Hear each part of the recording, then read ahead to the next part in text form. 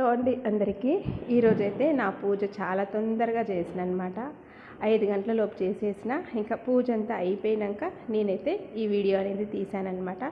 గడపలైతే పసుపు కుంకుమలతో బియ్యం పిండితో అయితే మంచిగా బొట్లతోటి పువ్వులతోటి అయితే అలంకరించిన.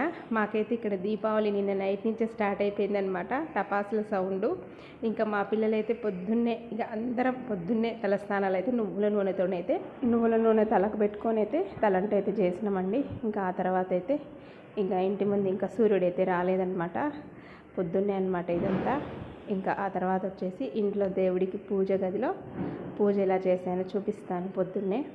ఇంకా ముందైతే హారతిలోనే మనం వచ్చేసి దీపం పెట్టేసి ఆ తర్వాతనే నేను అన్ని దీపాలకు దీపం అనేది పెడతానమాట. అగరబత్తితో కానీ లేకపోతే అలా కానీ పెట్టాలి. డైరెక్ట్ అగ్గిపెట్టెతో అయితే పెట్టకూడదు.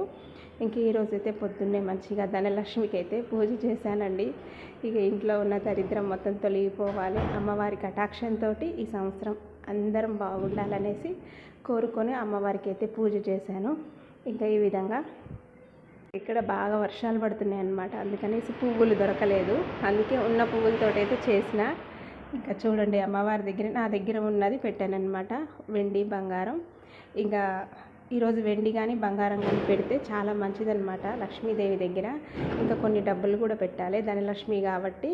ఇంకా ఈ విధంగా అయితే నేనైతే పూజ అనేది చేసేసుకున్నా అండి.